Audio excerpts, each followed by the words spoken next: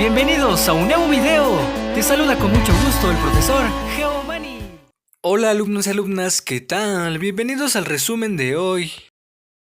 Asignatura Español. Revisamos, corregimos y contamos nuestra historia. Aprendizaje esperado. Identifica los elementos, el orden de presentación de la escritura en un texto narrativo. Corregirás borradores. Vas a revisar ortografía y puntuación de los textos narrativos sobre la historia familiar al elaborar la versión final. Para narrar tu historia familiar, los verbos deben de ir en pasado. Son acciones que ya sucedieron. Las oraciones deben de tener un orden adecuado y desde luego debes de usar los signos de puntuación correctos. Los signos de puntuación como la coma, punto, dos puntos, signos de interrogación o admiración, guiones, mayúsculas y minúsculas. Para comenzar, lee el texto de la página 73 de tu libro y busca los tiempos verbales para que veas cómo es importante elegir el tiempo verbal indicado. Cuando hablamos de cosas actuales, utilizamos el presente, como tengo dos hermanos y nos queremos mucho. Cuando hablamos de cosas que ya pasaron, utilizamos el tiempo pasado. Por ejemplo, mi abuela Beatriz y mi abuelo Carlos se conocieron en Sinaloa, se casaron y tuvieron 4 hijos. En pantalla estás observando un texto donde los verbos están mal conjugados.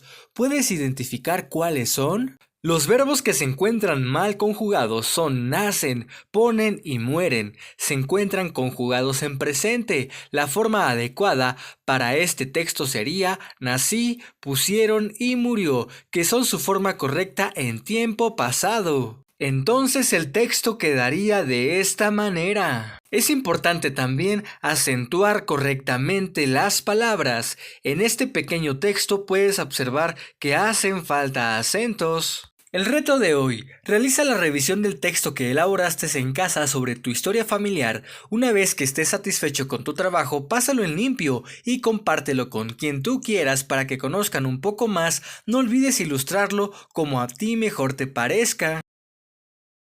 Asignatura Matemáticas. Carreritas, aprendizaje esperado, uso de fracciones del tipo medios, cuartos, octavos, etc. para expresar oralmente y por escrito medidas diversas. Escribe la fracción que representa tanto el círculo como la cantidad de chocolate en el vaso. El vaso está como a la mitad de lleno y aunque la figura está dividida de diferente forma, si nos fijamos bien solo en partes coloreadas, se puede ver que aunque está dividido en 8 partes, la parte que está iluminada corresponde a la mitad del círculo, porque son 8 partes y coloreadas 4, pues es la mitad, igual que la cantidad de chocolate en el vaso, son mitades. Recuerda que un medio se escribe de esta manera. Aquí estás observando una fracción.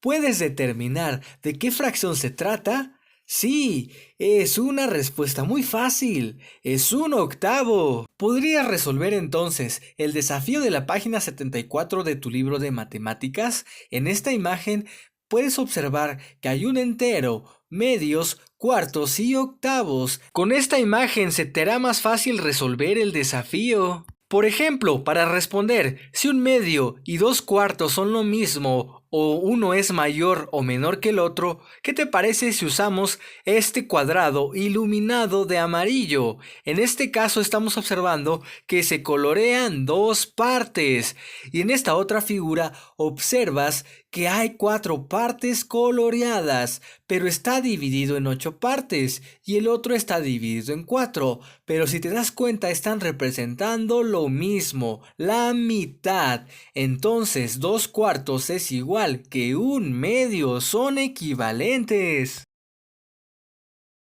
Asignatura Civismo. Los conflictos están presentes todo el tiempo. Aprendizaje esperado. Identifica el conflicto como parte inherente de las relaciones humanas, aplica herramientas para resolverlo y rechaza cualquier acto de violencia en situaciones cotidianas. La violencia no tiene por qué estar presente en los conflictos, aunque muchas veces se piensa que es así.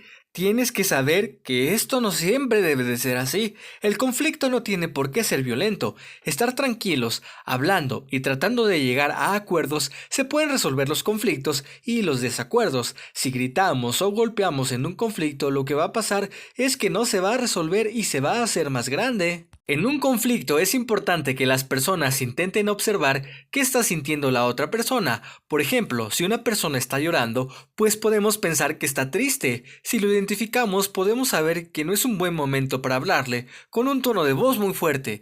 Más bien, podemos intentar acercarnos, preguntar qué pasa y usar un tono de voz tranquilo. Las emociones nos dicen qué está sintiendo la persona y tal vez cómo debemos actuar. Si ves que una persona está gritando muy fuerte, insultando o manoteando, puedes pensar que está enojada y tal vez no sea un buen momento para conversar. La persona primero se tiene que calmar. La comunicación es muy importante en la resolución no violenta de conflictos, pero es mucho más importante en la convivencia. El conflicto no es necesariamente algo negativo. Dependiendo de la forma en cómo se maneje, puede ser una oportunidad para aprender a convivir. La violencia ocurre cuando se agrede con palabras o se usa la fuerza para conseguir algo y puede provocar daños físicos, emocionales a las personas. El uso de la violencia genera más violencia y como dijimos, no solo deben aprender las niñas y los niños, todas y todos, chiquitos y grandes, debemos estar dispuestos a resolver nuestros conflictos de forma pacífica. Asignatura Ciencias Naturales, un mundo de líquidos, aprendizaje esperado, identifica que los materiales son todo lo que los rodea independientemente de su estado físico. Énfasis, identificar materiales líquidos. Observa la siguiente imagen.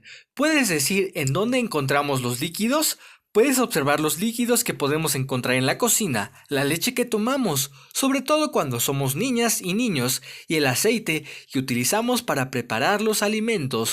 Otros líquidos que utilizamos en casa son los lavatrastes, los blanqueadores de ropa y los limpiadores de piso. Hay que tener cuidado con estos líquidos porque tienen ingredientes que son tóxicos, por lo cual no se deben ingerir. En la medicina también hay líquidos como el suero, que te ayuda en la deshidratación. También hay jarabes que se administran en cucharaditas o mililitros. También hay un barco. Los barcos se desplazan en agua, en los ríos y los mares. Y la pintura, que se puede aplicar porque es líquida, incluso en las acuarelas cuando haces un dibujo, requieren de agua.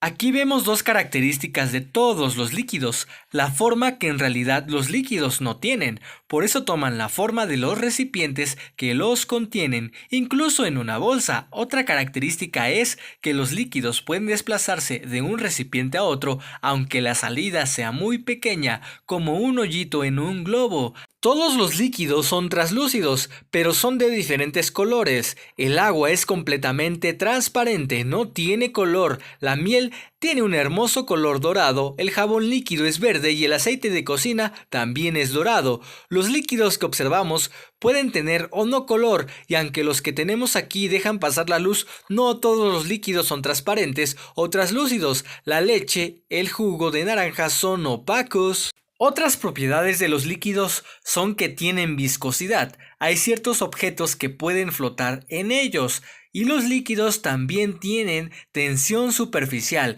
que es lo que mantiene unidas las moléculas en los líquidos. Espero este video haya sido de tu agrado. Gracias por tu atención. No olvides darle me gusta y dejar tu suscripción. Cuídate mucho, estudia mucho, querido y querida alumna. ¡Hasta la próxima!